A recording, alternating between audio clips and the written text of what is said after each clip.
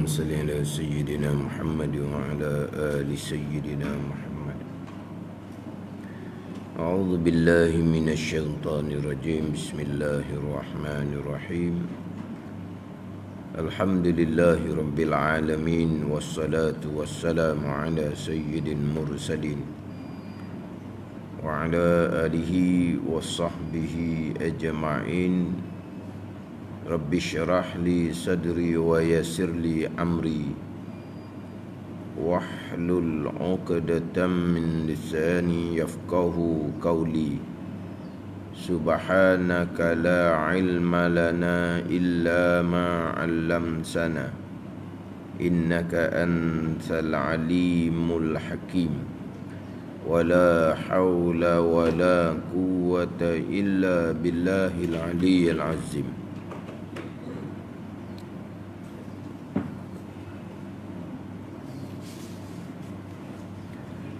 Kitab Hidayatus Sibyan, muka surat 2, baris yang kelima. Baris yang kelima daripada atas.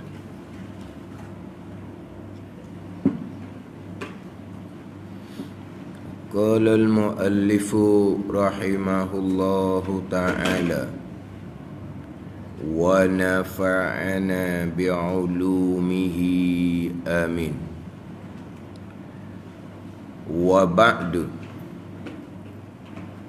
adapun kemudian daripada barang yang terdahulu, kemudian daripada bismillah, alhamdulillah, selawat dan salam, maka inilah satu risalah. Maka inilah satu risalah. Satu risalah, yakni satu kitab yang kecil. Satu risalah, satu kitab yang kecil, pada menyatakan, pada menerangkan barang yang tak dapat tiada. Tak dapat tiada. Tak dapat tiada ni mesti. Barang yang tak dapat tiada, maknanya barang yang mesti bagi tiap-tiap mukallaf. Bahawa mengetahui akan dia, akan barang yang tak dapat tidak tu. Mana barang yang tak dapat tidak ni, bayang dia. Daripada iman dan Islam dan aqaidit tauhid dan sembahyang dan puasa dan lainnya, lain daripada yang tersebut daripada iman dan Islam. Mana lain daripada beberapa kaedah agama Islam, daripada beberapa kaedah agama Islam. Habis setakat tu. Mudah-mudahan memberi manfaat dengan dia. Mudah-mudahan memberi manfaat dengan dia, dengan risalah yang kecil ini, akan segala kanak-kanak. Akan segala kanak-kanak, bukan orang tua-tua. Akan segala kanak-kanak. Kanak-kanak mana ni? Yang baru belajar pada medan ini, pada medan agama. Wa ba'du, terjemahan dia, adapun kemudian daripada itu. Wa ba'du, terjemahan dia, adapun kemudian daripada itu. Wa tu bukan terjemah dengan dan. Wa ba'du, dan kemudian daripada itu, bukan. Wa tu bukan makna dan. Sebab wa tu dia asal ganti daripada amma. Amma ba'du. Amma ditukar kepada wa dan bukan makna dia dan. Kemudian amma tu pula asalnya mahma. Mahma tukar kepada amma. Amma tu pula tukar kepada waw. Maka waw ni digelar sebagai naibun naibah. Ganti daripada asalnya mahma yakun fi syai'in ba'du. Mahma yakun fi syai'in ba'du ay ba'dama taqaddama minal basmalati walhamdalati wassalati wassalam. Di situ. Mahma yakun fi syai'in ba'du ay ba'dama taqaddama. Mahma yakun fi syai'in, apa-apa ada ia pada sesuatu. Ba'du ay ba'da ma taqaddama, selepas daripada barang yang terdahulu. Mana? Dengan bismillahnya, dengan alhamdulillahnya, dengan selawat dan salamnya, atau selepas daripada itu, selepas daripada barang yang terdahulu.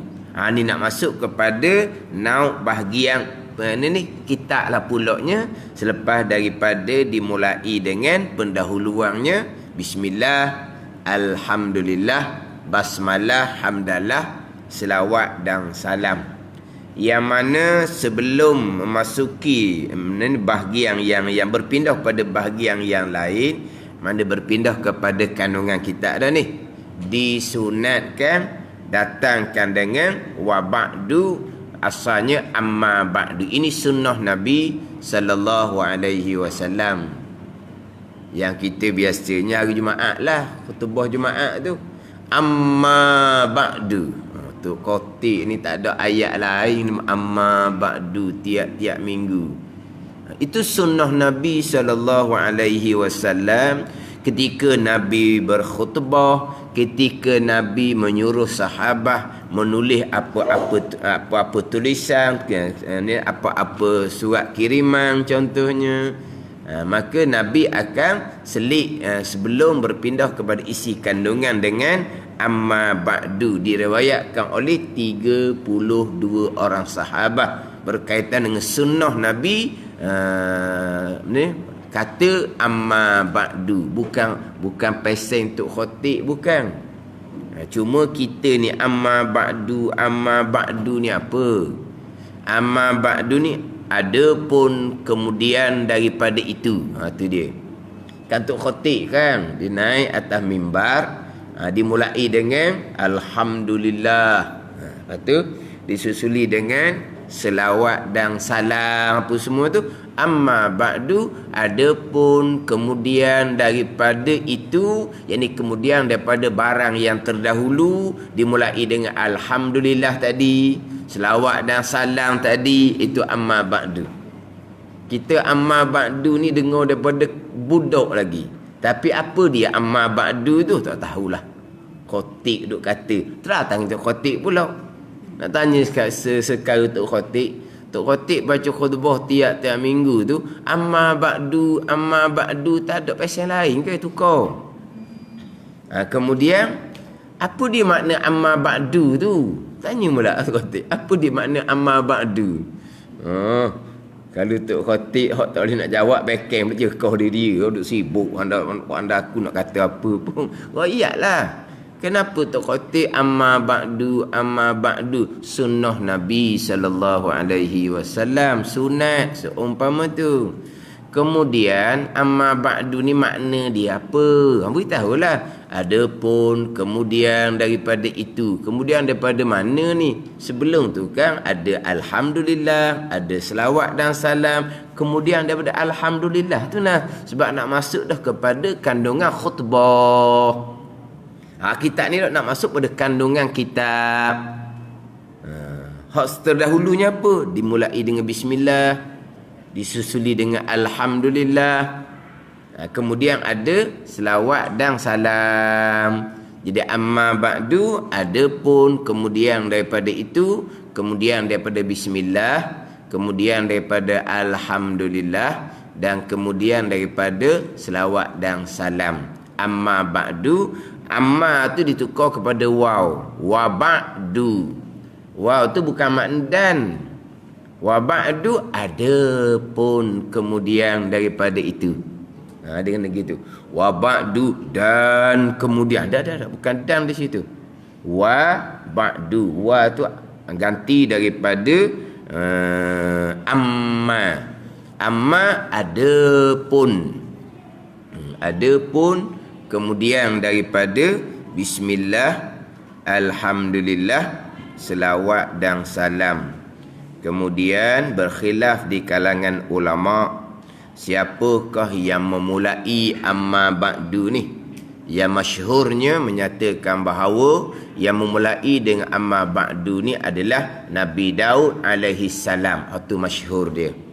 Yang masyhur yang memulai dengan amma ba'du adalah Nabi Daud alaihi salam. Ada kata Nabi Yaqub, ada kata Nabi Ayub, ada kata Nabi Sulaiman yang memulai dengan amma ba'du. Tapi yang masyhurnya amma ba'du ni dimulai oleh Nabi Daud alaihi salam.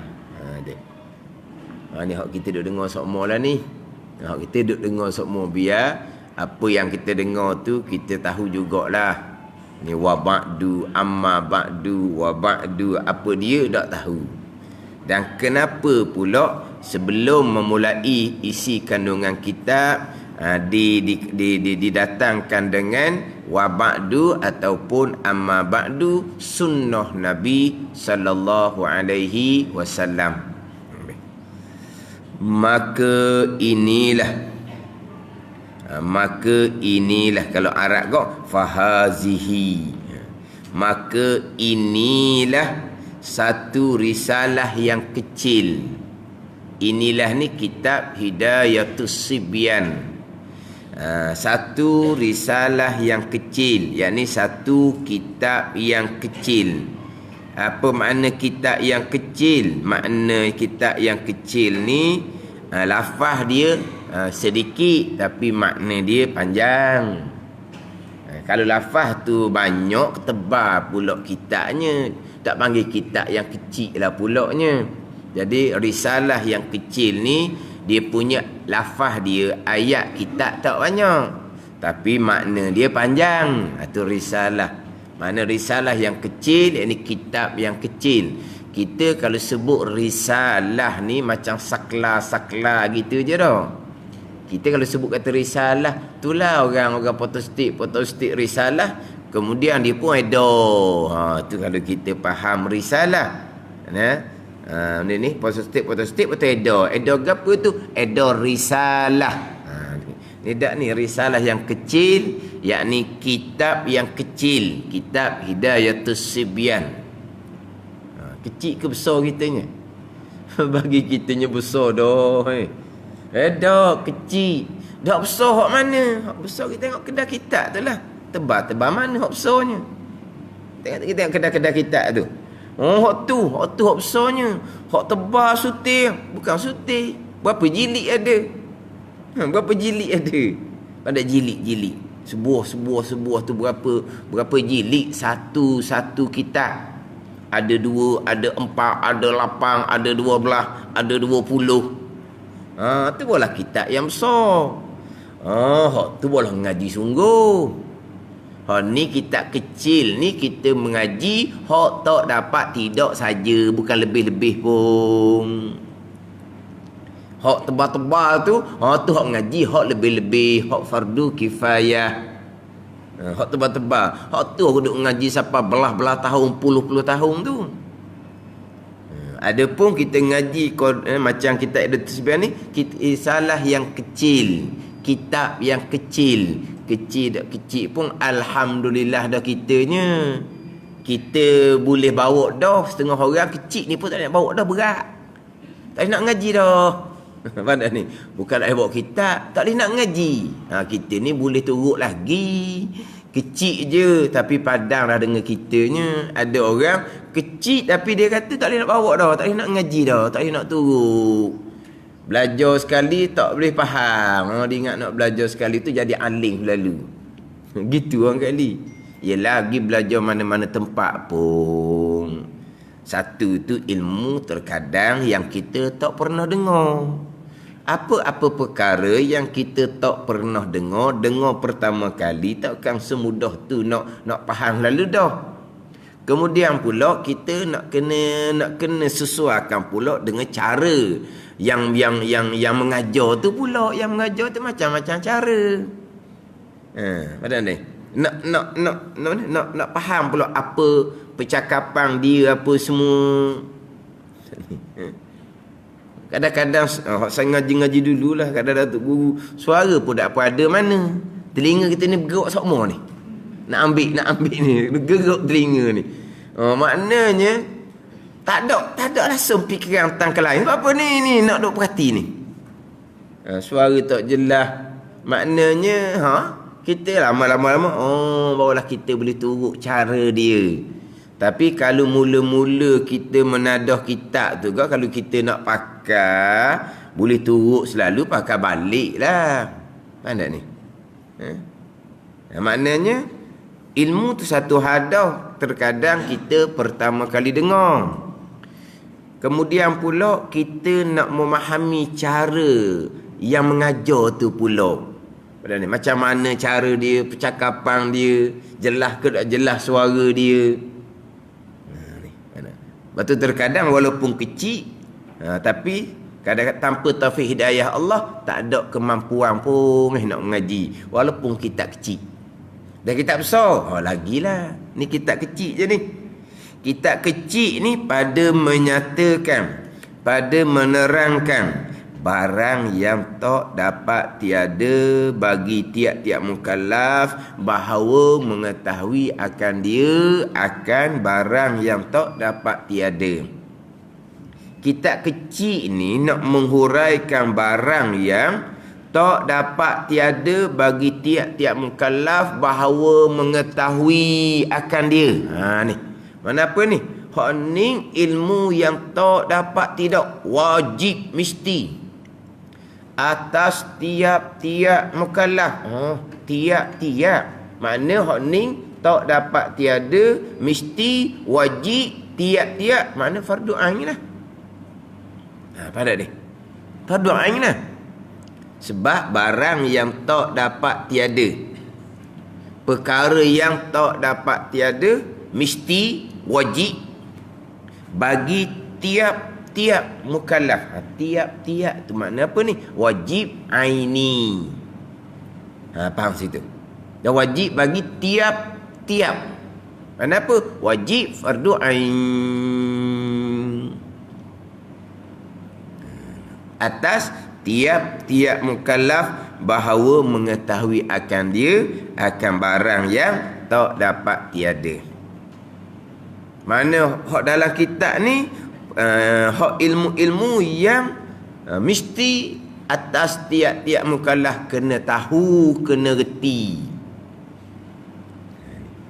Lepas tu hak kata hak kitab besar-besar, hak tu ni tak wajib, tak mesti atas tiap-tiap mukallaf. Tapi kena ada juga seorang di kalangan ramai-ramai yang mengetahui. Sebab apa? Itu adalah ilmu agama yang luas, yang kewajipan belajarnya adalah fardu kifayah. Hak ni tak ni? Hak ni hak fardu ain, hak tak dapat tiada. Hak tak dapat tiada. Dimulai dengan daripada iman dan Islam dan aqaid tauhid. Atau mula-mulanya iman, aqidah. Atau hak mula-mula sekali. Barang yang tak dapat tiada bagi tiap-tiap mukallaf. Mukallaf ni kita fahamlah mukallaf tau. Kita kenal mukallaf. Mukallaf tu bahasa Arab. Mukallaf tu bahasa Arab isim maf'ul. Apa dia mukallaf? Orang yang ditaklifkan syarak. Tu mukallaf. Apa makna taklif? Orang yang diberati syarak. La yukallifullahu nafsan. Tidak memberati oleh Allah akan seseorang. Ada. La yukallifullahu nafsan illa wus'aha. Kita baca sama kan? La yukallifullah, tidak mentaklifkan, tidak memberati oleh Allah Subhanahu wa taala, tu taklif. Ini kadang-kadang dalam pengajaran untuk guru ni dia tekan sebut taklif. Hak ni termasuk di dalam taklif syarak ni. Jangan buat mudah-mudah ni. Ini termasuk di dalam taklif syarak. Disebut gitu. Kita pun taklif syarak.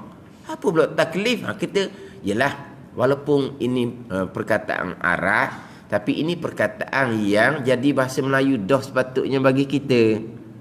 Taklif syarak. Mana barang yang diberati oleh agama. Syarak ni siapa disyarak tuang dia? Allah dan Rasul. Dan syarak ni apa dia? Undang-undang agama. Syarak tuan kepada undang-undang agama, syarak tuan kepada peraturan-peraturan agama Allah dan Rasul. Allah syarak yang hakiki, Rasul syarak yang majazi. Siapa syarak, siapa tuan undang-undang agama ni? Tuan yang sebenar Allah Subhanahu wa taala, tu syarak, tuan yang sebenar-benar. Tapi Rasul boleh panggil syarak juga. Rasul boleh panggil syarak, tuan agama, tapi itu bukan hakiki, tu majazi je, letak je kepada Rasul. Tapi Rasul bukan syarak yang sebenar, sebab Rasul tukang bawa. Syariat yang Rasul bawa tu bukan hak Rasul. Dia panggil Rasul kan, yang menyampaikan akan syariat agama daripada siapa? Daripada Allah. Jadi tuang syariat yang sebenar siapa? Allah. Adakah Rasul tuang syariat yang sebenar? Rasul yang bawa. Tapi boleh panggil juga Rasul yang bawa ni sebagai tuang syariat, sebagai syarak tuang agama, boleh kata. Tapi bukan hakiki, hanya majazi sahaja. Ni perkataan-perkataan ni pun kena berperuk juga ni. Hakiki, majazi. Hakiki, majazi. Hakiki sebenar-benar. Majazi ni sementara, letak saja, tapi bukan sebenar-benar. Mana kita ni? Tak sekolah Arab langsung ke? Sekolah grammar je. Grammar ke apa sekolah? Sekolah orang putih? Grammar kalau putih dah ke apa? Kalau putih, grammar belakang sini ni. Orang bandar ni kan grammar agaknya. Tak sekolah khairiyah ke, ladang ke dak? Tak ada. Khairiyah pun dak, ladang pun dak, grammar je. Pandai bahasa putih lah lalu gitu kau. Mana kita nak walaupun perkataan tu Arab, taklif, syarak, hakiki, majazi. Hakiki hak sebenar-benar, majazi ni sementara ke apa gitulah. Majazi ni macam hak saya biasa duk sebut tu lah, hak kita duk cakap asbab tu kan, makan nasi kenyang, minum air hilang dahaga. Tu panggil apa tu? Itu isnad majazi. Tu majazi. Isnad sandar. Isnad sandar majazi sementara kepada asbab zahir.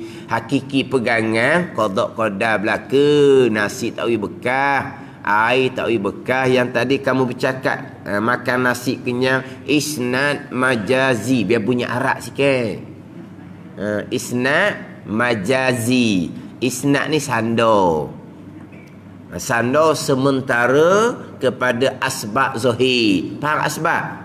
Sebab musabab tu lah. Asbab zahir. Asbab zahirnya makan nasi kenyang. Sebelum makan tu lapar. Minum air hilang dahaga. Sebelum minum tu ni haus kitanya. Tu. Jadi bila kenyang ni, zahirnya lepas makan nasi. Bila hilang haus dahaganya, zahirnya selepas minum air. Kita pesandarlah kenyang tadi kepada nasi. Kita pesandarlah hilang dahaga, hilang haus kepada air. Isnad sanda tu majazi sementara je. Hakiki pegangan qada belaka makhluk tak boleh bekas. Ni panggil isnad majazi. Letak sementara bukan hakiki. Atau majazi, hakiki sebenar-benar. Jadi kalau kata syarat tuang agama hak sebenar-benarnya Allah Ta'ala. Tuang agama Rasul pun panggil syarat juga majazi. Dan Rasul yang bawa bubuh di nama Rasul lah sebagai tuang dia. Rasul yang bawa kan. Jadi syarat undang-undang agama ni, peraturan agama ni, Rasul yang bawa. Letaklah Rasul nama tuang dia. Dah, Rasul sungguh ke tuang agama ni? Majazi. Dia panggil syarat majazi. Syarat hakiki, tuang hakiki, Allah lah, siapa lagi? Rasul syarat, tuang majazi.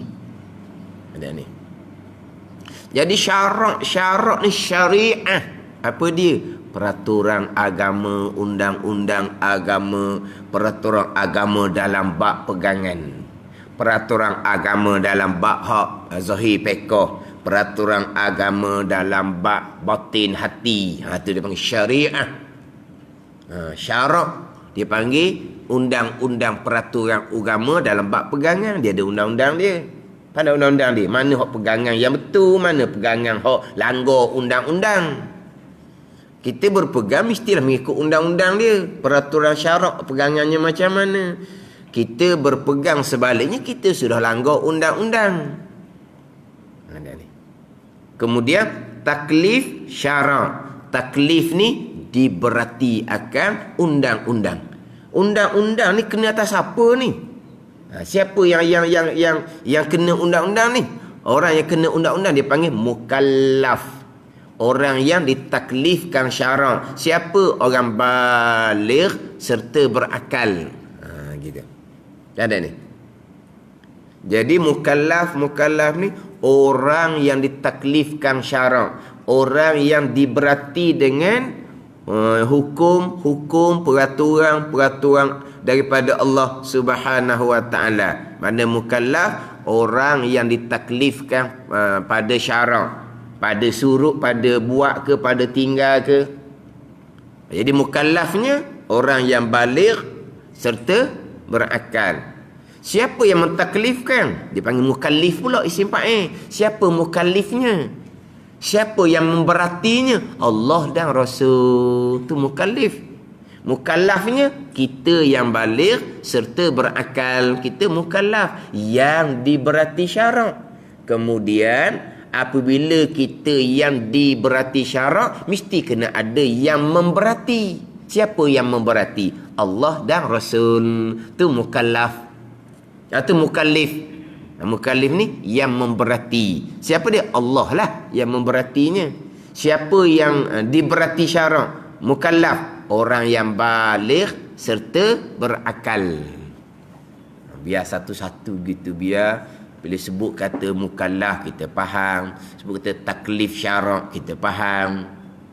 Walaupun dia memanglah bukan bahasa Melayu, bahasa Arab, tapi jadi bahasa kita lah. Ni kena ni taklif syarak ni.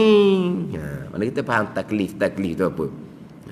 Jadi mukallaf ni orang yang ditaklif syarak. Siapa? Orang baligh sampai umur. Sampai umur ni ada sampai umur dengan keluar mani, ada sampai umur dengan keluar haid, ada sampai umur dengan cukup umur 15. Kemudian orang yang berakal. Ni dua ni lah hak kita biasa sebut sebagai mukallaf. Dia kita dia ada tambah lagi. Tapi hak ni hak masyhurnya. Baligh serta berakal hak masyhur. Tapi ada juga kita tambah yang sejahtera panca indera, yang molek dia punya panca indera. Payah pula kita nak fahamnya. Apa dia pula panca indera? Tahu panca indera? Panca indera tahu? Apa dia panca indera?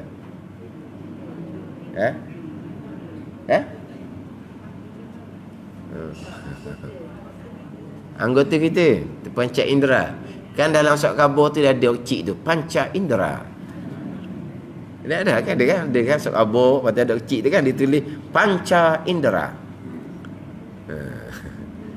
Dipanggil al-hawasul khamsah, dipanggil al-hawasul khamsah, panca indera yang 5. Ada 5 panca indera. Panca indera lihat, panca indera dengar, panca indera rasa, panca indera bau, panca indera sentuh, dipanggil deria.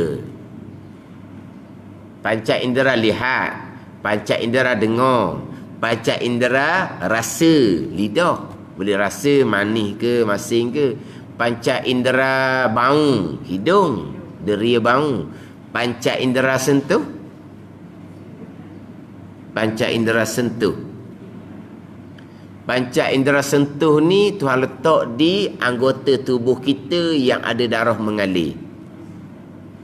Kalau yang tidak ada darah mengalir, tidak ada panca indera sentuh. Rambut contohnya, kita ambil rambut kita panjang, kita berbubuh atas satu benda, kita boleh dapat tak benda tu licin ke kasar, boleh dapat dengan letak rambut? Tak boleh, sebab rambut tidak ada darah yang mengalir. Letak tangan, letak kaki, baru tahu licin, kasar. Itu dia panggil dapat dengan panca indera sentuh. Bila orang yang Tuhan tarik panca indera sentuh ni, contohnya dia kena penyakit angin ahmad, mati sebelah contohnya. Jadi sebelah tu tak rasa apa, bersentuh dengan apa pun dia tak sedar pun tak rasa apa, mati dah. Sebab apa? Sudah tak ada panca indera sentuh. Panca indera sentuh, dia ada 5 panca indera. Kemudian antara 5 panca indera ni, manakah panca indera utama untuk dapat pengetahuan? Panca indera utama untuk dapat pengetahuan adalah mata dan telinga. Dua inilah panca indera utama untuk kita dapat ilmu. Maka sejahtera panca indera, walaupun panca indera ada 5, sejahtera penglihatan dan pendengaran. Dari situ. Orang yang mukallaf baligh 1, berakal 1, dan sejahtera panca indera. Panca indera ada 5. Sejahtera hak mana? Hak 2 panca indera utama untuk dapat pengetahuan, iaitu penglihatan dan pendengaran. Maknanya orang ni sejahtera, molek dia punya penglihatan dan dia punya pendengaran.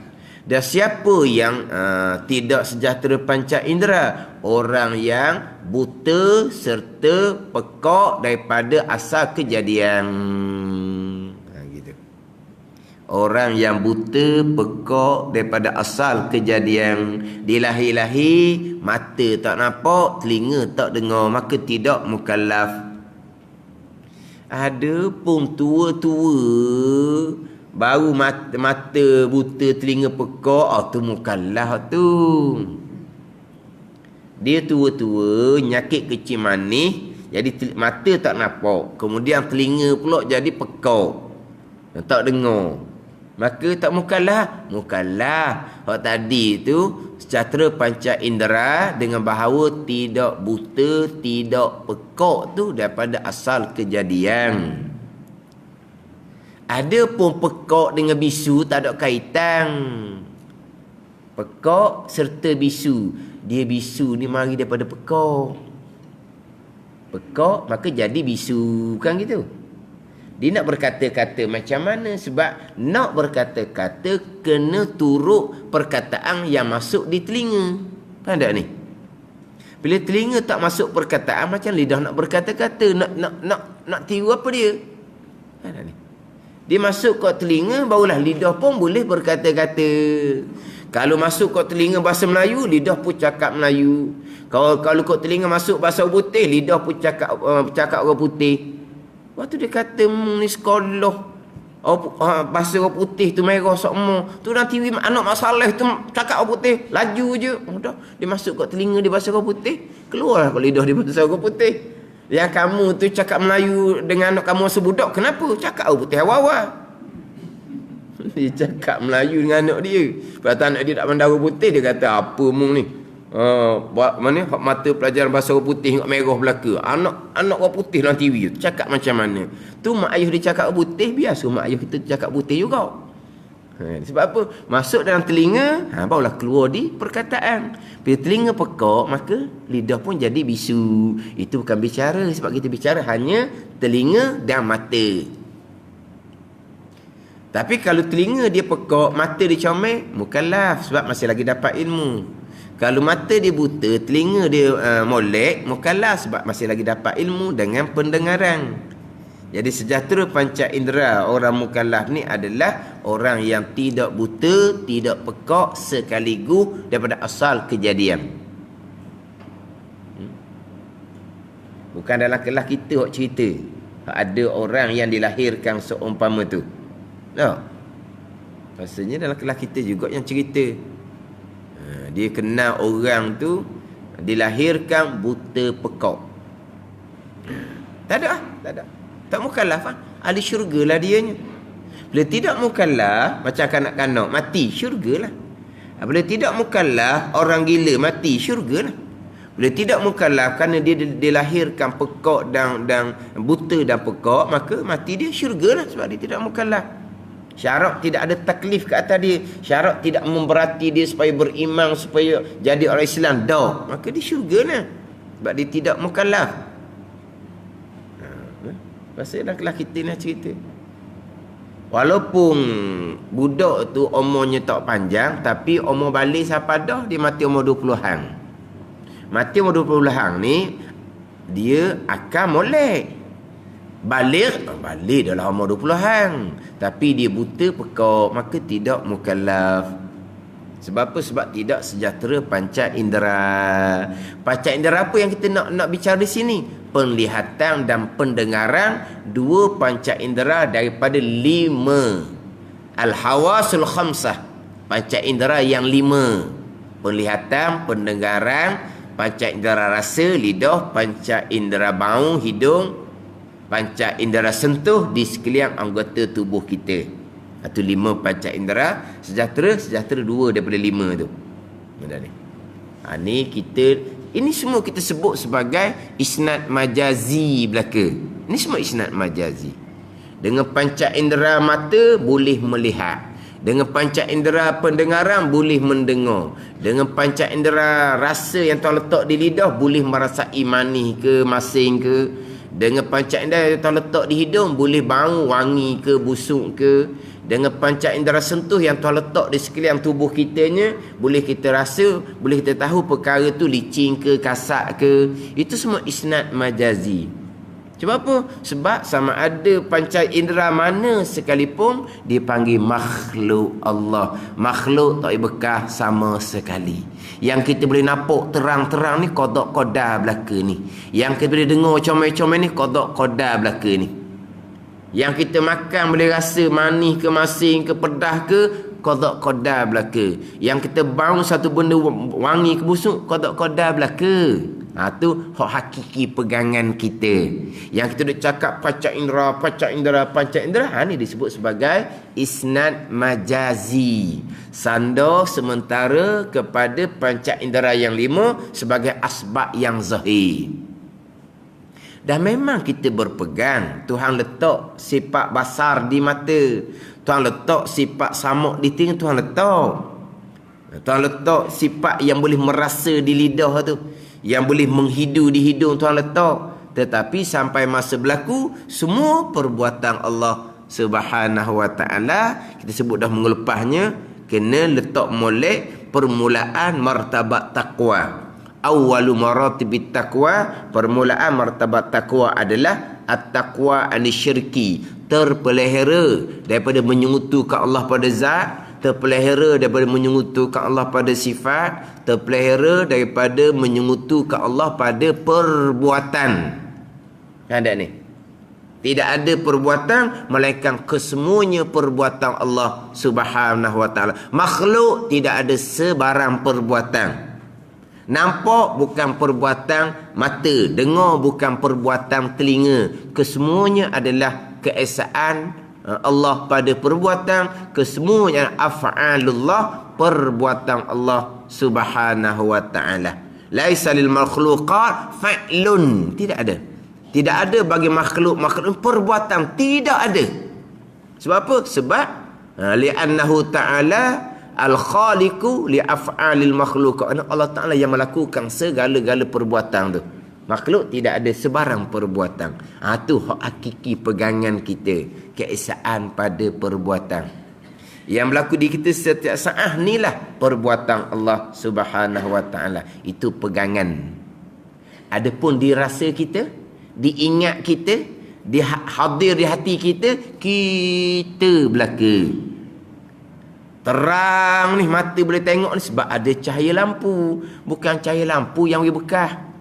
Terang ni kerana kita sudah melakukan pembedahan mata, buang selaput. Terang kerana kita pakai cermin mata. Itu diingatan hati kita. Kita lupa kepada qada dan qadar. Tak ada salah waktu tu. Itu di luar kemampuan kita. Kita dengar sepanjang masa, dengar telinga kita kan, duk dengar sokmo kan. Masuk dalam kuliah dengar orang mengajar, masuk dalam kereta dengar radio, siapa di rumah dengar telefon pula, duk sembang, duk bergayut. Kerana lah ada sekarang ni kan unlimited apa? Unlimited call apa? Unlimited call. Tak ada limit nak bercakap. Dia bercakap siapa ke berasak telefon. Berasak telefon tak netuk ke telefon ni dah. Unlimited call, panggilan yang bayang sama je boleh tahan lah dia bercakap. Habis benda bercakap dapur, lepas tu cakap dalam tandas, cakap lagi dalam tandas, keluar tu cakap pula Allah. Lepas tu dengar tu siapa yang buat? Telinga. Dok kodak dah ingat ke dok? Itu mana kita hanya cerita pegangan, bukan ingatan. Ingat baik sekarang ni. Ada golongan-golongan terpesong, dia bicara bab tauhid, bicara bab pegangan. Kita berpegang serta kita syuhud di hati. Tidak syuhud di hati, hadir syuhud apa syuhud? Hadir di hati itu kurniaan Allah, tak mampu kita orang awam. Dia bicara mana? Kita wajib berpegang kepada perbuatan Allah serta kena syuhud di hati. Bertilah. Dia tak nak beza tu. Antara kewajipan syarat berpegang dengan kurniaan Allah, hak syuhud ni. Hak hadir di hati ni bergantung pada kekuatan dalam hati kita. Itu semua kurniaan Allah Subhanahu wa ta'ala. Dia tu berpegang serta syuhud di hati, hadir di hati, ingat di hati, merasai di hati, menjiwai di hati. Berhenti. Jadi kita bicara bab pegangan, bab syuhud, apa nama sekalipun, itu adalah kurniaan Allah. Jadi hak berlaku di kita daripada 5 panca indera ni, memanglah kita lupa akan qada qadar. Kalau kita baharu satu-satu perkara, memanglah telinga kita, hidung kita rasa sedap, memang lidah kita sedap. Orang pun sedap. Sedap lah sebab gula cukup, garam cukup, sedap Padahal sedap tu bukan gula garam yang buat, Allah yang buat. Gula garam makhluk tak boleh bekas. Ada semula dengar satu rakaman tu, orang masak. Dia kata orang masak ni bahan utama adalah garam. Tak ada garam maka masakan ni takkan jadi. Itu dah. Garam hak bahan utama. Ada kata garam bahan utama, tak ada garam maka masakan tak jadi. Kalau ingat di hati seumpama tu, ini orang yang syirik kepada Allah. Memang ingat di hatinya kepada garam, gula. Syirik dia kata. Tak ada garam, tak boleh masuk pergi beli garam. Kalau tak ada garam, masuk tak jadi. Itu syirik tu dia kata. Dok, pegangan kita betul. Ingatan di hati kita, garam, gula, itu asbab, itu hati orang awam. Tak ada salah apa pun. Mana sebut kata panca indera yang 5, itu dia panggil isnad majazi. Sandar kepada asbab, nisbah percakapan di lidah, dan ingatan di hati pun hanya kepada asbab, kepada panca indera yang 5. Tapi pegang kita tetap ada semua yang berlaku, qada dan qadar Allah Subhanahu wa ta'ala. Jadi orang mukallaf ni orang yang baligh, berakal, kemudian sejahtera panca indera dan sampai seru. Sampai seru. Sampai seru mana apa? Dengan bahawa dia bukan duduk di pucuk bukit. Dia duduk dalam hutan yang mana dia tak tahu pun ada dunia luar, ada dunia lain di luar dia. Ni, tak siapa suruh, tak siapa pun seruang agama Allah Subhanahu wa taala. Maka dia pun tidak mukallaf juga. Mati bila tidak mukallaf, syurgalah tempatnya. Jadi mukallaf kita masyhur sebut baligh serta berakal. Kalau kita tengok dalam kitab pula dia kata sejahtera, mana molek panca indera, yakni panca indera penglihatan dan pendengaran, dan sampai seru. Apakah dia barang yang tak dapat tiada? Daripada iman dan Islam dan aqaidit tauhid. Hak tak dapat tiada, hak fardu ain. Hak dalam kitab Hidayatus Sibyan. Dan kita Hidayatus Sibyan ni, kalau kita masuk kepada pembicaraan sembahyang, perkara sunat hanya didatangkan ringkas sahaja. Kita bicara bab wuduk dalam kitab Hidayatus Sibyan ni, langsung tidak didatangkan perkara yang sunat ketika berwuduk. Cerita bab mandi wajib, tidak didatangkan perkara-perkara yang disunatkan ketika kita mandi wajib. Tidak datang, tak ada. Kan kita kalau ngaji bab wuduk kan, dia ada rukun wuduk, dia ada sunat-sunat wuduk, dia ada perkara yang makruh ketika berwuduk, dia ada perkara yang membatalkan wuduk. Tapi dalam kitab Hidayatus Sibyan ni tidak didatangkan hak sunat, hak makruh. Dia hanya datang rukun wuduk dan perkara yang membatalkan wuduk sahaja. Sebab apa? Hak tu hak perkara yang tak dapat tidak fardu ain. Tak erti sunat wuduk tak berdosa. Tak erti perkara yang makruh ketika berwuduk tak berdosa, sebab itu bukan fardu ain. Hak fardu ain kita tahunya adalah apa dia rukun wuduk, apa dia perkara yang membatalkan wuduk. Jadi betul-betul dalam kitab Hidayatus Sibyan ni hak tak dapat tiada sahaja. Hak fardu ain sahaja.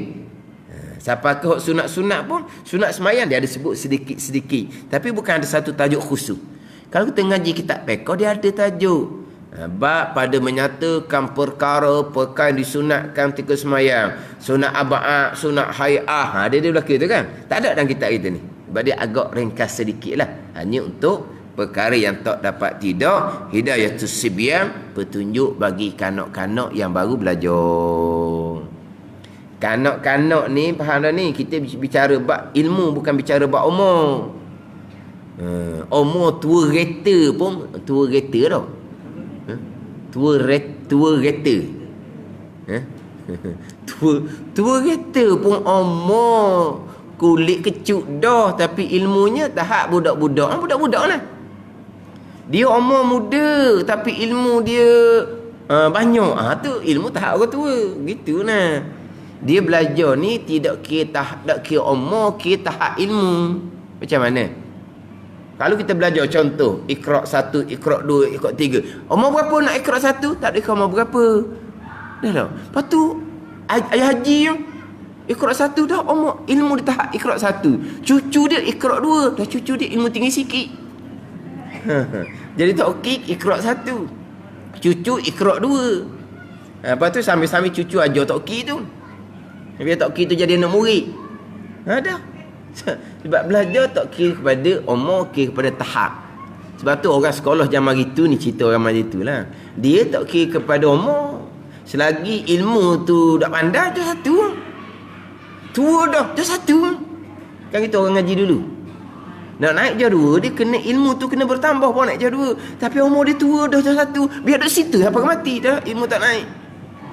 Tak sama dengan orang sekarang. Sekarang ni dikira umur. Umur je 1, je 2, je 3, je 4. Umur dia siapa ke je 5, je 6. Baca budak pandai. Siapa nak je 5, je 6? Umur. Dah ilmu dia je 1 tak lepas. Baca tak pandai. Tapi orang sekarang ni dia peseng kira umur. Orang dulu di sekolah peseng kira ilmu. Selagi ilmu je 1 tak lulu, tak boleh naik je 2. Ni orang dulu. Kena. Kita lah gitulah. Kita belajar ni kira kepada tahap ilmu kita, bukan kira tahap umur. Sebab itulah ini Hidayatus Sibyan ni petunjuk kepada kanak-kanak yang baru belajar, mana tahap ilmu dia tahap baru. Bukan kanak-kanak umur ni tak sudah using lah. Ngaji kita apa? Hidayatus Sibyan, petunjuk bagi kanak-kanak, petunjuk bagi orang yang baru belajar. Wallahu a'lam.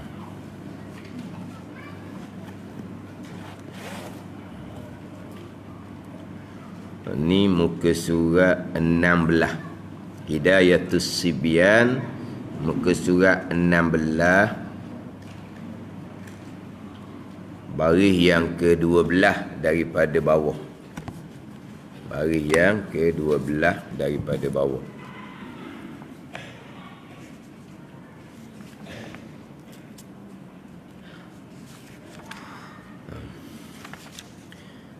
Qala al-muallifu rahimahullahu ta'ala wa nafa'ana bi'ulumihi amin. Dan ketiadaan makan, dan ketiadaan makan, ketiadaan memanjangkan, dan ketiadaan makan, ketiadaan memanjangkan hamzah lafaz Allah. Tidak memanjangkan hamzah pada lafaz Allah. Jangan memanjang. Kalau memanjangnya macam mana? Kalau memanjang ni kok Allahu Akbar. Allah, dia Allah, tiba-tiba Allahu Akbar. Itu dipanggil memanjang. Di sini syarat takbiratul ihram yang keberapa, tengok dalam hak rumi itulah. Yang keberapa? Yang ketujuh. Yang ketujuh. Dia ada 21 syarat. Satu syarat yang ketujuh, ketiadaan matkan, ketiadaan memanjangkan hamzah lafaz Allah. Jangan Allahu Akbar. Ada pun Allah ada alif di tengah tu, bab lain pula tu. Ini hak hamzah di awal tu. Hamzah pada lafaz Allah. Kalau memanjangkan hamzah lafaz Allah tu jadi Allahu Akbar. Dia kena Allahu Akbar. Dia hanya dalam takbir dua lafaz. Allah satu, Akbar satu. Dua lafaz dalam takbir ni yang boleh panjang hanyalah pada lam yang kedua pada lafaz Allah tu. Pada lafzul jalalah tu. Asma Allah, lam yang kedua tak boleh panjangnya. Allahu Akbar ditafkhim.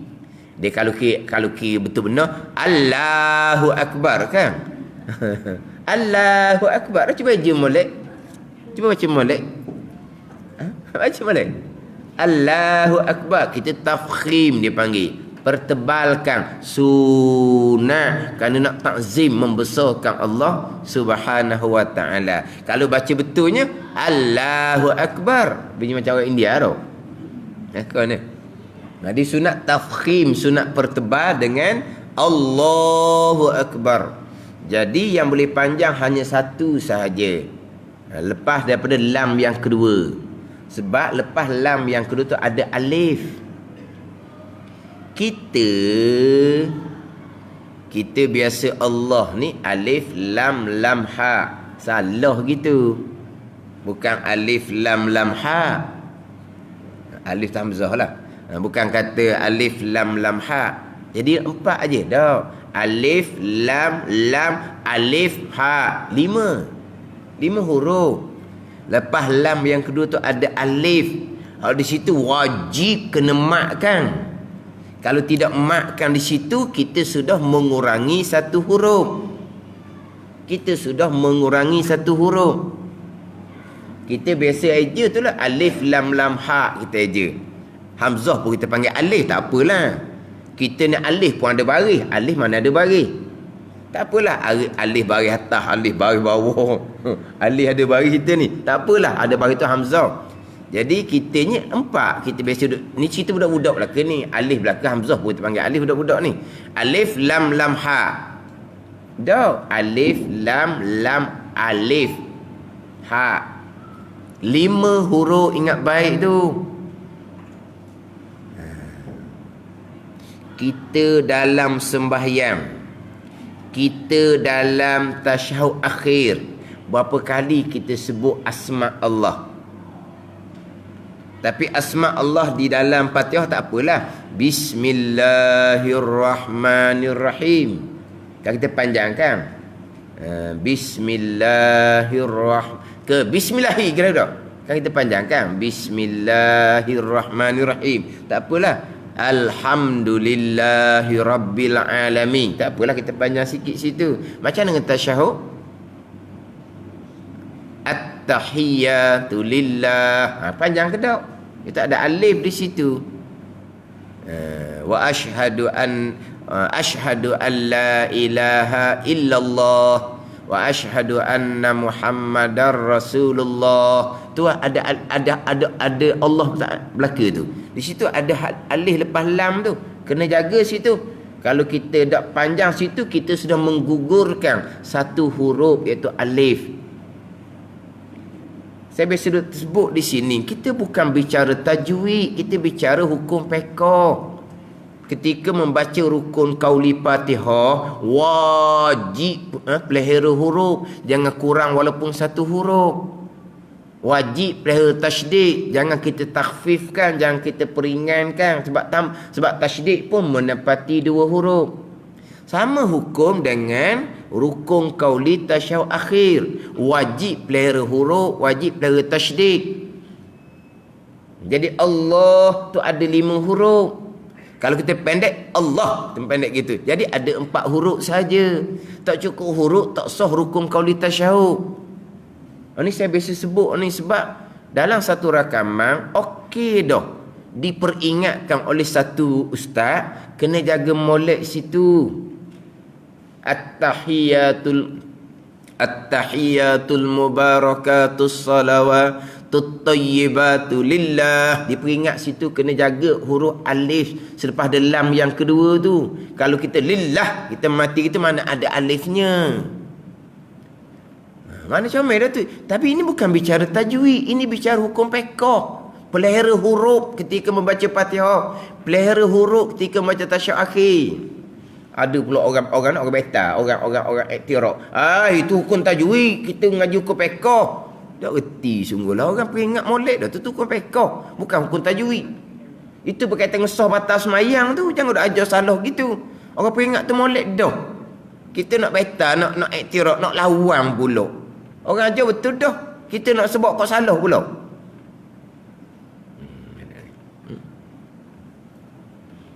Lepas tu lah kita ada sebut bab zikir sendiri pun. Subhanallah, alhamdulillah, la ilaha illallah. Dia memang kena ada mat di hujung tu sebab ada alif selepas lam yang kedua. Kalau pendek situ memang tidak ada pahala. Dan kita Tuhfatul Mutarsyidin ada dibicara tu. Bukan kata kalau berzikir tak ada pahala. Kalau kita qasam, kita sumpah pun tidak sah. Wallahi wa billahi wa tallahi. Tiba wallahi terpendek. Dia sepatutnya wallahi. Wallah dia kena panjang lah. Wallahi wa billahi wa tallahi. Tiba-tiba kita warna tak tahu tak nak ajuk. Wallahi ke mana? Dia nak panjang. Wallahi. Sebab ada alif lepas lam yang kedua tu. Wallahi. Tiba-tiba kita buat wallahi. Buatlah guna-guna pun. Tak buat. Maknanya kita pendek situ, tak panjang. Qasam sumpah kita tak sah. Tu kita pekoh lah tu. Bukan kita tajwid. Sama lah berzikir begitu juga. Ni ada orang kata pelik sungguh. Pendek situ berzikir tak boleh pahala. Pelik apanya? Ngaji dah dulu. Ini kadang-kadang orang yang sombong payahlah. Sombong. Kita memanglah tak tahu sebuah perkara. Tapi kita tawaduk, insya-Allah tu akan ilmu kita. Tapi kalaulah kita banyak perkara tak tahu dan memang banyak semua tak tahu, kita rasa macam tahu, dia panggil jahil murakkab, sombong pula sekara, payah. Ini payah. Tak ada ilmu orang seumpamanya. Orang sama-sama tak ada ilmu. Kalau boleh ilmu pun tak ada keberkatan. Takkan pergi ke mana. Cerita bak hati tinggi mana pun. Cerita tasawuf tinggi mana pun. Kalaulah belajar tu dengan sifat takabur, tak ada keberkatan awal-awal dah. Maknanya kalau benda yang kita tak biasa dengar, pelik saya tak biasa dengar. Tanya dulu. Pelik apa kamu? Ilmu banyak mana? Kita dah pelik. Satu-satu benda kita baru dengar. Oh, begitu. Kita dah pelik. Pelik apa? Ilmu kita banyak. Cuma kalau kita benda tak pernah kita dengar, kita carilah pula. Dalam kitab mana ni? Dalam kitab mana? Cari pula, cari. Sebab selama belajar ni tak jumpa lagi. Dah selama belajar lama mana? Belajar ceh je kita ni. Padak ceh. Padak belajar ceh. Belajar ceh je. Maknanya belajar sekejap aja kita ni. Memanglah banyak benda yang kita tak tahu. Kita dah pelik bila orang sebut, oh begitu hukum. Saya tak pernah dengar. Pelik. Tak pelik. Pelik apa? Melainkan kalau orang yang tidak ada insaf diri, dia tak sedar diri tu banyak benda tak tahu, serta sombong. Ni payah. Payah seumpama ni. Ini bicara bab hukum pekoh, bukan hukum tajwid. Alif, waw, ya tu kena jaga. Kita pendek hilang alif. Kita pendek hilang waw. Kita pendek hilang ya. Itu bukan masalah tajwid. Itu masalah huruf. Mana ni? Jadi Allahu Akbar itu ada alif lepas lam. Alif, lam, lam, ha. Hamzah tu lah. Lam, lam, alif, ha. Ada 5 huruf. Bukan 4. Jadi dalam Fatihah kita tu dak using mana, sebab Fatihah kita baca dengan anjur Bismillahirrahmanirrahim. Alhamdulillahirabbil alamin. Memang kita panjang Allah tu lepas lam tu memang kita panjang kalau Fatihah. Tapi kalau tasyahud ni kita baca cepat biasa. Bila cepat tu kena jaga tu. Lillah, jangan lillah gitu, jangan. Illallah Rasulullah. Tu dalam tasyahud akhir kita tu. Jaga molek tu. Jaga molek. Pelihara huruf. Bukan bicara tajwid ni. Pelihara huruf. Sebab apa? Berkait dengan sah batal. Rukun kauli. Rukun kauli kalau tak cukup huruf tak sah. Ini bukan makruh-makruh. Ini bukan sunat-sunat ni. Ini berkait dengan sah batal ni. Hak tu hak Allah. Hak ni bicara hak hamzah di awal. Ketiadaan mat kan akan hamzah tu pada lafaz Allah. Maknanya yang boleh matnya hanya Allahu Akbar. Sebab tu orang azan, orang bang, panjang mana pun bang dia sekalipun, di mana dia panjang? Hak bang, hak naik bukit, turun bukit, naik bukit, turun bukit tu lah. Ada ni. Naik bukit tu panjang tu. Kat mana dia panjang? Satu tempat je.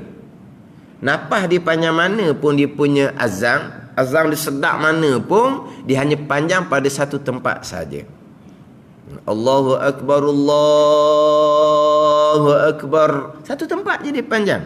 Tu pendek lagi tu. Kalau panjang betulnya Allahu Akbar, Allahu Akbar. Maknanya satu tu je dia panjang. Situ saja boleh panjang. Sebab apa? Situ ada alif selepas daripada lam yang kedua tu. Lam, lam, ha.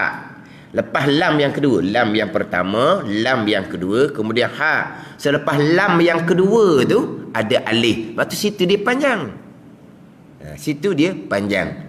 Maknanya kalau Tok Bilal pun situlah dia panjang. Sebab di situ tempat mat, wajib kena panjang situ. Sebab apa? Nak pelihara huruf alif, wajib kena panjang. Tapi bukan mengaji tajwid, mengaji fiqh wajib kena panjang.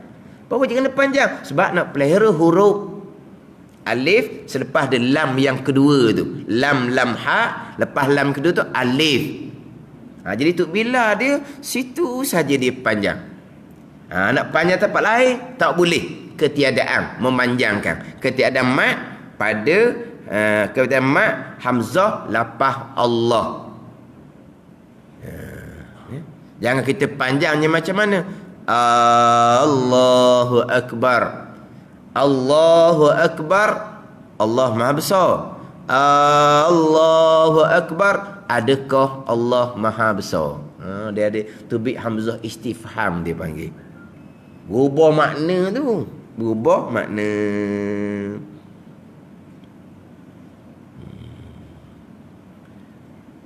Kemudian di depan tu ada 2 tempat lagi tu hak tak boleh panjang.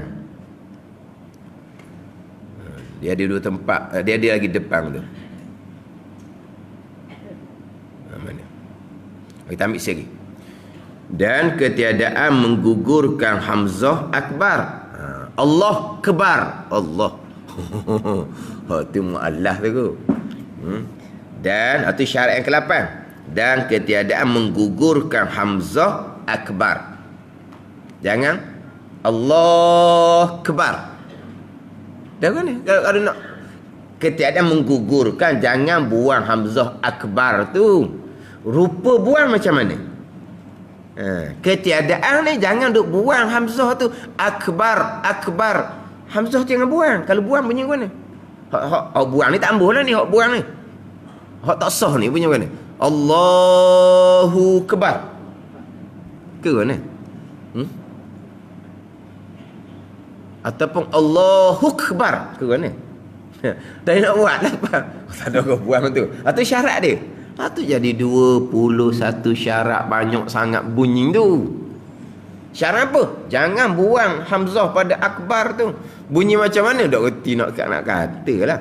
Allahu Akbar. Gitu. Ataupun Allahu Akbar. Itu syarat dia. Ni kita ambil ni. Dan ketiadaan matkan. Dan ketiadaan panjangkan ba akbar. Dan ketiadaan matkan. Ketiadaan memanjangkan. Ketiadaan memanjang ni akan ba akbar. Tahu tak ba akbar? Huruf b pada akbar tu lah. Huruf b pada akbar tu. Jangan panjang. Dengan bawah apa? Bar sudah lah. Dah lu panjang bar. Gitu. Makna ketiadaan mat kan, ketiadaan memanjangkan be akbar tu. Kita bab dak anda, kita be tu alif beta je kitanya. Kaji budak-budak alif beta sejing gitu je. Bak tak dak reti kita nak sebut. Ke mana ngaji? Bukan alif beta. Alif beta je kita ni. Ketiadaan memanjangkan be pada akbar.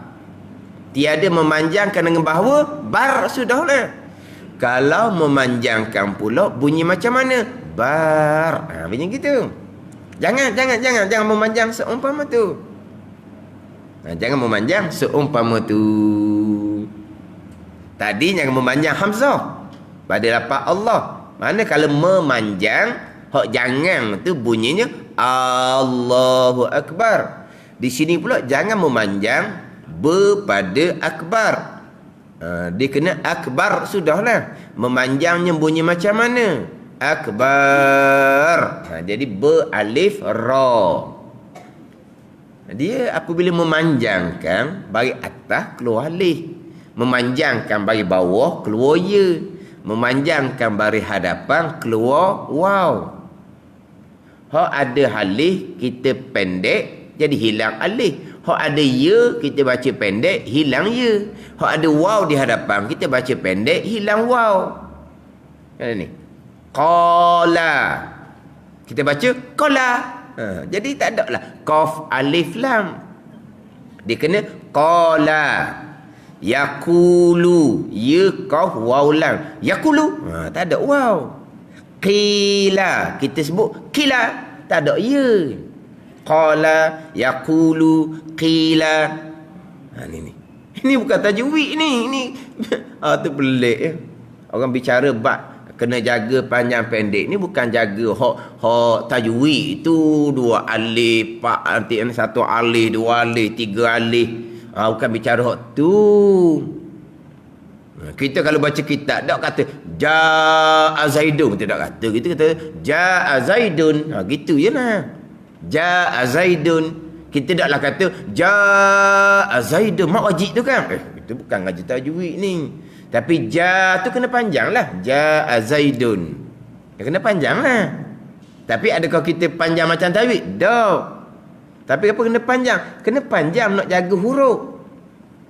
Nak jaga huruf. Kalau kita pendek, hilang satu huruf. Kita pergi panjang tempat pendek, keluar satu huruf. Tempat pendek, bar, bera. Kita pergi panjang, bar, be alif ra. Jadi gitulah. Sekarang dia pendek, akbar. Tiba-tiba kita pergi panjang, akbar. Keluar satu huruf. Tepat panjang, Allah, kita pergi pendek, Allah, kita mati, buang satu huruf, alif. Ini hukum pekoh ni. Jadi akbar, tiba-tiba dimatkan be pada akbar tu, akhirnya keluar satu huruf, akbar. Alif kaf, be alif ra. Akbar, Allah maha besar. Akbar, lain lalu dah makna. Akbar itu lapah jamak. Akbar tu lapah jamak. Kalau mufrad disebut dengan kabrun. Kabrun. Kibrun tu takabur. Kabrun. Kabrun satu. Kabrani dua. Akbar, tiga kata. Apa dia kabrun? Kabrun dalam kitab I'anah menyebut taflun lahu wajhun wahid. Geduk ada muka satu, geduk-geduk. Kalau ada muka satu, kita tutup sebelah lagi tak tutup. Geduk, kopang, kabrun lah tu. Mana dia ada kan, kita bubuh kulit sebelah tu kosong, atau kabrun. Macam kopang, kita tutup sebelah tutup dah. Itu dia panggil kabrun. Jadi Allahu Akbar, Allah geduk, Allah kopang, lain lalu lagi. Itu kata kena jaga. Tepat tak boleh panjang, jangan panjang. Tepat hak panjang kena panjang. Hak alif wawiyah tu kena panjang. Ada ni. Akbar, geduk, kopang. Kabrun, akbar. Tapi orang yang memanjang tu dia tak tahu pun makna berubah seumpama tu. Tak tahu sekalipun makna takbir dia sudah berubah, semayangnya tidak sah. Bukan semayangnya batal. Semayangnya tidak batal, tapi semayangnya tidak sah. Apa beza tidak sah? Dia tak jadi daripada awal. Sebab takbir tu permulaan semayang tu kan. Takbir tu permulaan semayang. Semayang dia kan awal takbir. Permulaan semayang adalah takbir. Tiba-tiba takbirnya tak jadi, maka semayang tidak sah. Hak batal ni semayang sah, masuk dalam semayang molek, tiba-tiba baca Fatihah salah, maka batal je kalau tidak mengulangi kembali. Tu baru panggil batal. Rokok sujud tak ada tamak ninah, batal. Sebab apa? Sebab dia sah mula-mula. Tetapi kalau takbir tu tak jadi dah, maka tidak sah daripada awal, bukan batal. Kita boleh beza antara tidak sah dengan batal. Macam orang sembahyang, contoh orang sembahyang tanpa disedari tiba-tiba di dia tu ada najis. Kita panggil sembahyang dia tidak sah ke sembahyang dia batal? Dia sudah sembahyang, tengok di kaki ada tahi cicak. Kita panggil sembahyang dia apa? Tidak sah ke batal? Tidak sah. Hak batal ni macam mana? Sembahyang molek-molek, cicak dia pandai sungguh geting. Dia geting tak geting? Mana geting? Dia geting, dia berok atas kepala mak haji. Misalnya. Apa tu? Batal. Tu baru panggil batal. Sebab apa? Sebab kedatangan perkara yang membatalkan di tengah. Sebelum tu sah molek sembahyang ni, tak ada najis. Tiba-tiba cicak berok atas kepala, maka batal. Tetapi kalau sudah semua tengok di kaki ada tak cicak, dia tak panggil batal, dia panggil tidak sah. Sebab daripada awal pun tak jadi dah. Ke mana? Ke waktu betul nak beza kita. Tidak sah dengan batal. Jadi kalau takbir ni tak betul, tidak sah sembahyang. Tahu makna, sengaja juga nak kata seumpama tu murtad ni wal iyazabillah. Pada ni. Hak tadinya Allahu Akbar, keluar makna adakah Allah Maha Besar? Kalau dia faham makna dan dia syok kebesaran Allah Ta'ala, pun orang noh juga. Tapi dia tak faham makna ni. Tapi tetap takbirnya tidak sah, semayangnya tidak sah. Allahu Akbar, adakah Allah Maha Besar? Allahu Akbar, Allah gedu. Satu lagi di hadapan tu, Allahu Akbar, orang lala Maha Besar. Lain-lain makna belaka tu. Di panjahu tu, Allahu Akbar, tu tak pernah jumpa tu. Allahu Akbar, orang lala Maha Besar. Lahin, orang lala. Allahu Akbar, orang lala Maha Besar. Mana apa ni? Tepat panjang, tepat pendek jangan panjang, tepat panjang jaga molek situ. Alif waw ya tu kena jaga molek. Tepat panjang tu. Ni kadang-kadang berlaku kepada orang-orang yang dia takbir tu dia nak dapat niat payah. Akhirnya Allahu Akbar, hidup panjang di A tu pula. Atau kadang-kadang Allahu Akbar, boleh dah ke dia? Siap seumpama tu. Ya, ni pernah tegur ni, pernah tegur. Dia jenis takbirnya kuat. Takbir dia kuat. Bukan kuat benar, tapi kita satu sah tu boleh dengar lah. Lepas tu tak ada lah diganggu orang. Dia orang dok puas hati di takbir dia sekejap. Tapi dia bukan takbir berulang-ulang, tidak. Cuma takbir dia kuat sikit. Bukan waswas betul lah, waswas betul kuat belaka. Takbir berulang-ulang ni tidak, tapi dia takbirnya agak kuat. Allahu Akbar, Allahu Akbar. Kata macam mana? Ada orang kata jangan tegur dia backing. Jangan tegur backing dia. Dia takkan kita nak dengar gitu saja. Tanyalah dia, tegur dia seorang sama seorang. Siapa nak marah pulaknya? Kalau tegur depan orang ramai, backing lah. Dia tercabar. Dia tegur sama seorang, nak backing buat apa? Dia terima kasih laginya. Tapi lepas daripada tu, takbirnya tak nyaring dah, tak bunyi dah. Tak apalah tu dia tu dah dengar di telinga kita, teka dia berubah dah lah. Sebelum tu memang takbir dia agak kuat sedikit. Mana kita satu sah tu boleh dengar lah. Allahu Akbar. Lepas tu lepas tu jadi takbir dia perlahan dah. Lepas tu dia jaga mod situ tu. Mungkinlah sebab dia terima kasih tu. Orang kata backing dah. Tak kena gaya dia marah lah. Tapi kalau kita cerita seorang-seorang, takkan nak marah pula ni berkaitan dengan sah batas mayang ni. Sah batas mayang ni bukan setakat terima kasih, ni kena belanja makan ni. Dah sungguh. Ni bab hukum hakam ni bukan benda kecil-kecil. Jadi akbar. Satu ketika tu semayang, orang duduk sebelah, dia semayang. Daripada takbir, daripada ihram lagi dah. Allahu Akbar. Lepas tu takbir intiqalat. Takbir intiqalat kita kata Allahu Akbar. Sami Allahu liman hamidah. Makmum ni bukan tak imam. Lepas tu turun Allahu Akbar, ke sujud pula. Lepas tu Allahu Akbar, kepada duduk antara sujud. Lepas tu Allahu Akbar, sujud yang kedua pula. Jadi panjang belaka. Allah kata macam mana ni lah. Terganggu, memang terganggu. Semayang memang terganggu. Mana berlaku seumpama tu macam mana kita terganggu. Kita semayang ni kena jaga molek, jangan kita ganggu orang. Kita ni hati orang awam, kena jaga hati tu, nak kena pegang molek dah, nak kejong. Mari pula kita terganggu. Nak macam mana tu, kena tegur. Sebab itu salah sangat tu. Tapi yelah nak tegur, nak tengok orang juga. Tengok orang backing besar gitu.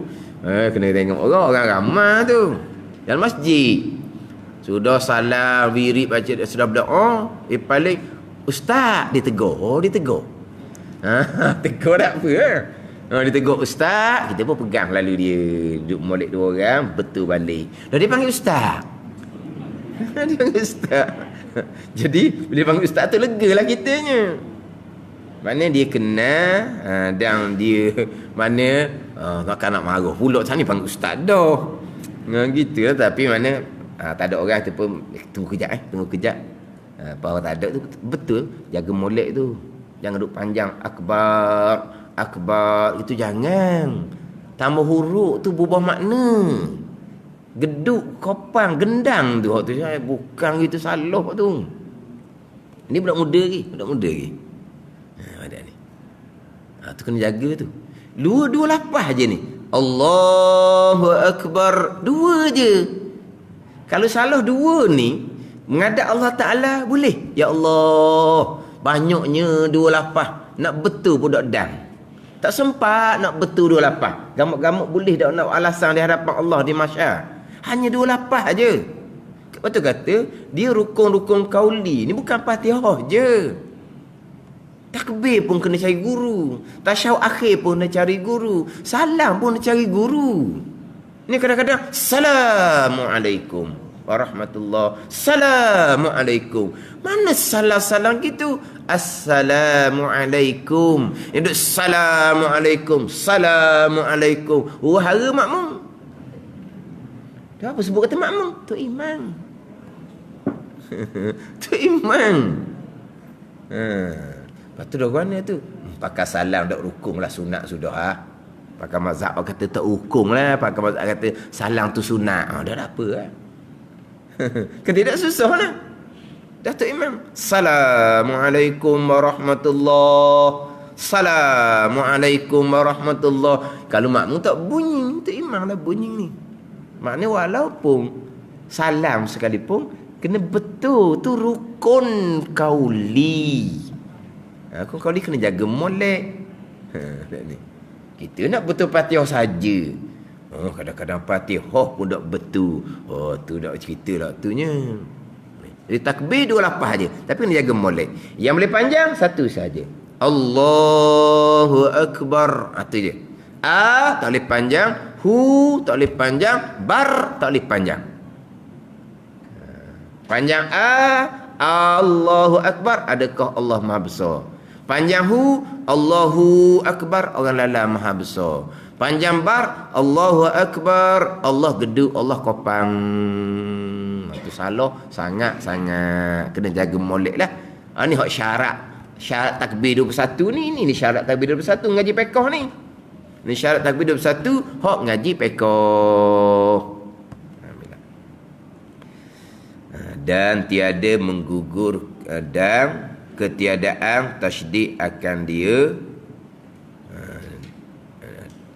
Ambil lagi. Dan ketiadaan tasydid akan dia akan ba akbar. Jangan tasydid. Tasydid bunyi mana? Akbar. Tasydid jangan tasydid atas ba. Tadi jangan panjang ba jangan. Jangan tasydid atas ba. Kalau tasydid bunyi mana? Allahu akbar. Tu kan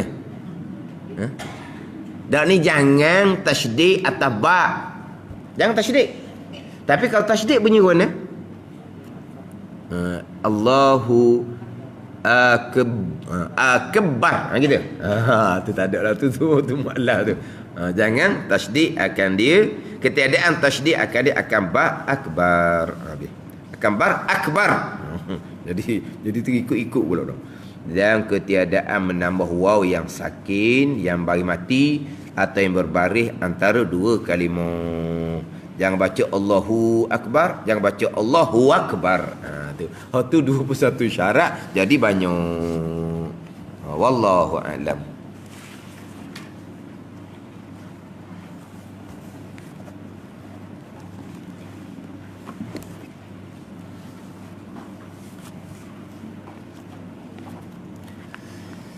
Ini kitab 20 sifat hati yang keji dan terpuji.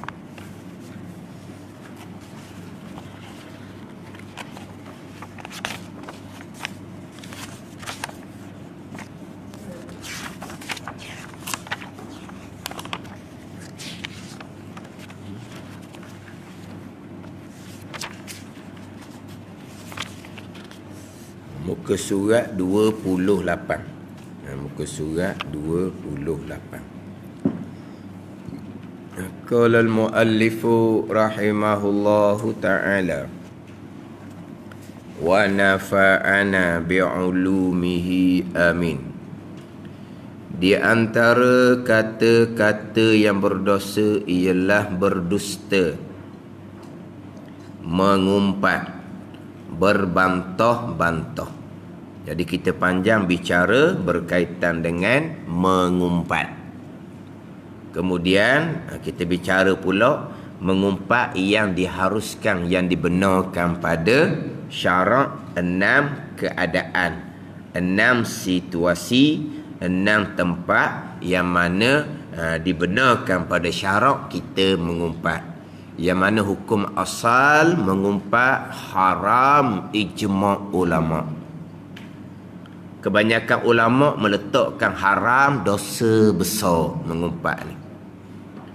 Kemudian 6 keadaan, 6 situasi, 6 tempat yang kita bicara terdahulu, syarak membenarkan kita mengumpat. Tu kita panjang bicara dalam kitab Penawar Bagi Hati. 6 keadaan, 6 situasi yang dibenarkan mengumpat dalam kitab Penawar Bagi Hati muka surat 30. 30 membicarakan 6 keadaan yang syarak membenarkan. Syarak membenarkan ni pun ijma' ulama' pula. Kena ngaji molek lah. Kendak ni. Dahulu kan dusta haram ijma' ulama'. Ada dusta dosa besar, ada dusta dosa kecil. Dusta dosa besar ni dusta yang memudaratkan orang ramai. Dusta dosa kecil, dia cakap cerita zaman-zaman muda, wak sedap dengar, dia pun cerita, dia tambah-tambah, jadi bohong. Itu dosa kecil, sebab dusta dia tidak memudaratkan orang lain. Tapi ada dusta yang dibenarkan pada syarak, ada dusta yang disunatkan pada syarak, bukan ada dusta yang diwajibkan pada syarak. Ada dusta yang diwajibkan pada syarak. Pada ni, kalau kita cakap benar mudarat seseorang, maka wajib kita dusta. Orang tanya kejahatan lampau kita. Kerana masa-masa muda minum arak dak masa muda, pernah dak rasa arak. Kita pernah, walaupun pernah, memang pernah, wajib kita dusta. Dak kitanya. Nano-nano kita pun, Leo kita pun, arak tak pernah setuh pun, tak pernah letak mulut pun, wajib dusta. Walaupun hakikatnya dia pernah minum arak pun, wajib dusta. Ni tak pasal-pasal pergi cerita kat orang, saya masa muda biasalah minum arak, haram dosa besar dicerita seumpama tu. Sedap dia buat cerita maksiat dia, jangan. Masa muda kita biasa lagi golok cari pelacur. Contohnya, ada 2 orang saksi yang mendengar riput pada kerajaan, kerajaan kena hukum hudud kepada dia. Kan kata 4 orang ni kalau tengok dengan mata lendek, 4 saksi. Adapun dengan pengakuan 2 saksi sudah cukup. Kata 4 saksi tu kan, itu tengok dengan mata lendek 4 saksi. Tetapi kalau tuan diri mengaku, cukup 2 saksi. Riput pada pihak kerajaan, 2 saksi ni adil, dia akan dihukum dengan hukum hudud. Pada ni kesalahan kita bertaubah dengan Allah Subhanahu Wa Taala, haram kita cerita. Orang bertanya, wajib kita dusta kalau kita pernah melakukan kesalahan tersebut. Ni kena ngajilah pula. Dusta haram, tapi ada hak sunat, ada hak wajib. Mengumpat haram, ada yang dibenarkan pada syarak. Terkadang ada keadaan mengumpat tu diwajibkan pada syarak. Anda kena ngaji molek lah. Nanti di hadapan dia akan bicara memuji. Kita ni kalau sebut kata memuji, okeylah memujinya. Mengkeji memanglah salah, haram. Memuji kata benda baik, memuji seseorang, kata benda baik pada seseorang, dia ada 6 kebinasaan, 6 kerosakan. 4 kebinasaan atas yang dipuji, 2 kebinasaan atas yang memuji. Memuji pun kena tengok pula. Mengkeji tu hak tu tahulah kitanya. Dah memuji apa salahnya? Kita nak puji dia baik, dia bergiam bukan nak puji. Tengok molek dulu. Ada memuji yang dibenarkan pada syarak, ada memuji yang dilarang pada syarak. Bukan ada 6 kebinasaan. Tu kata kena balik kepada ilmu. Nak tahu undang-undang agama, nak tahu syariah agama, hukum syarak dalam agama. Apa dia? Undang-undang. Nak kena tahu. Ni undang-undang ni. Hak ni haram. Ni wajib. Tu undang-undang apa panggil? Hak ni sunat. Hak ni makruh. Dia panggil undang-undang lah tu. Undang-undang agama. Nak tahu undang-undang agama, kena belajar.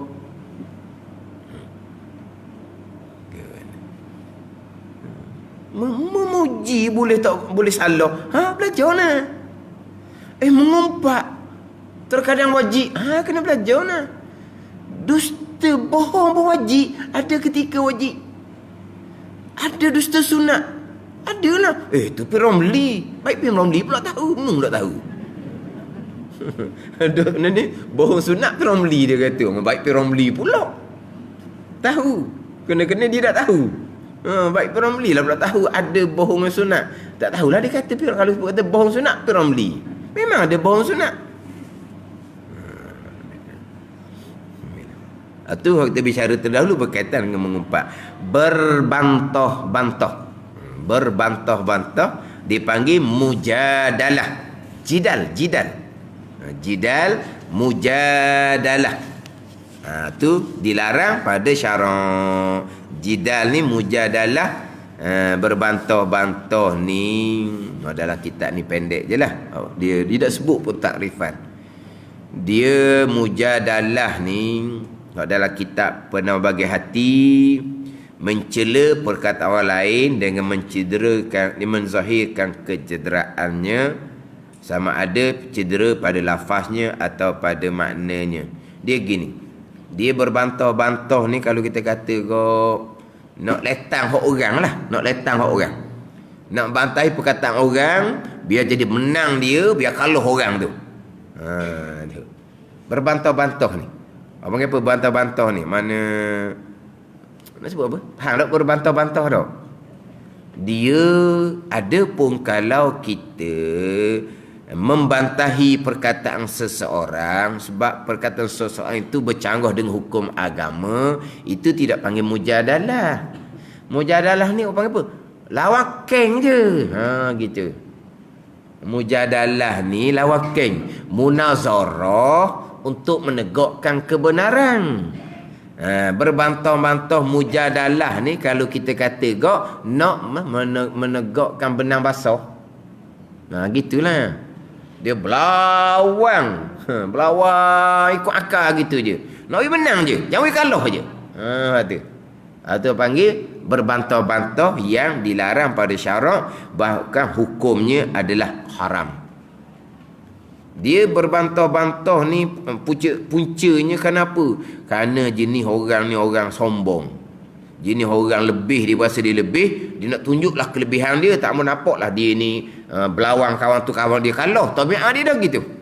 Ada setengah tu memang suka dia. Orang cakap apa dia nak letang orang. Dia tak tahu benda pun, tapi jenis dia. Orang cakap dia nak letang. Sebab tujuan dia nak merendah-rendahkan orang, tujuan dia nak menghina akan orang. Ada tabiat jahat seumpama tu.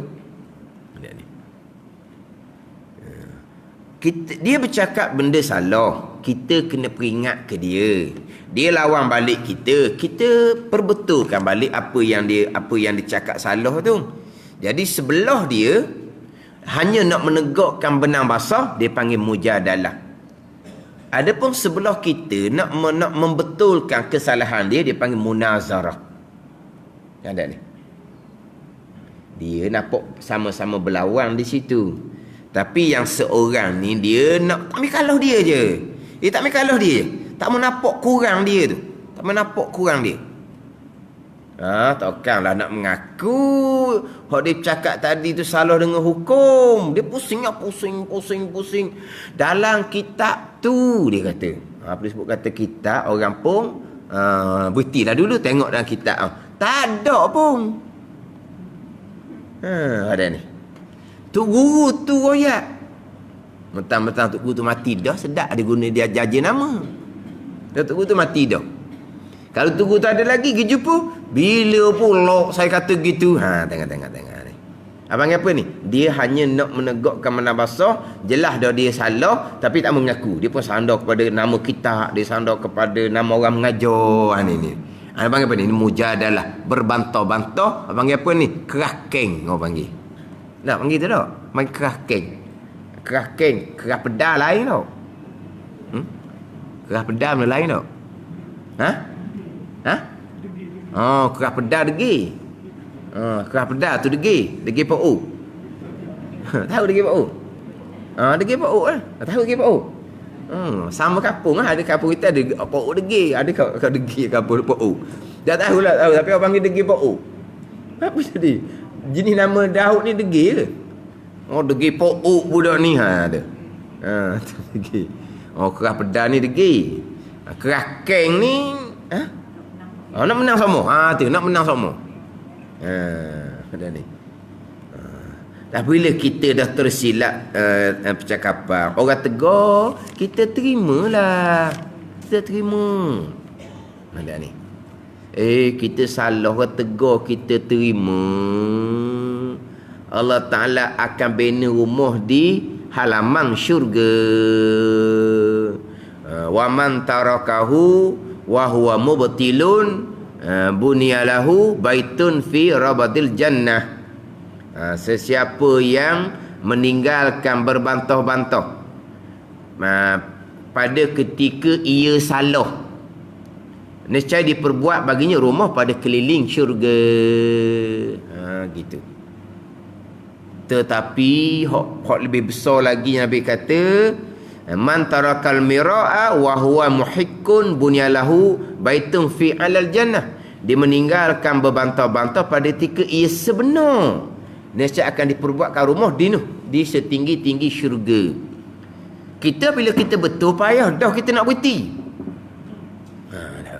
Tetapi memang kita betul, tapi apabila perkara tu sudah jadi tidak bawa kebaikan dah. Kita betul apa yang kita cerita, tapi sebelah sana tu dia keng.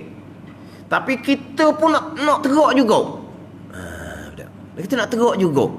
Dah kita betul kan? Berhenti saat ni Nabi kata akan dibinakan rumah di puncak syurga.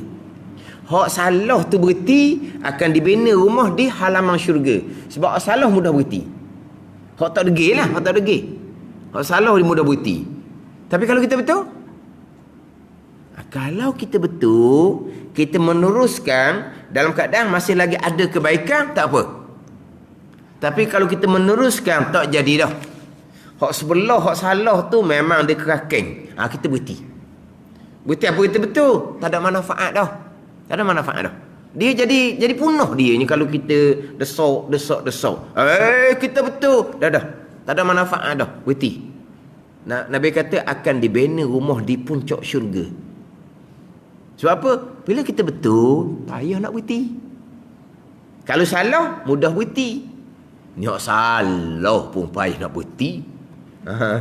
Dia salah payah nak berhenti. Sama telah pula hak betul.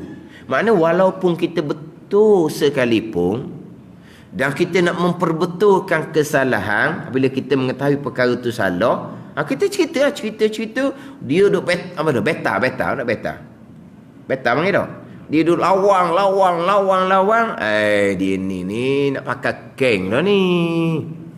Nak menang dah ni. Kita betul ni. Dah jadi lah. Sebab apa? Dia tak mahu kebenaran. Kita nak cerita kebenaran kepada dia. Dia tak mahu kebenaran. Kita berhenti. Berhenti ni payah ni. Sebab kita betul. Kenapa kita berhenti? Sebab tak ada manfaat. Kita nak cerita benda betul, dia nak terima, kita cerita.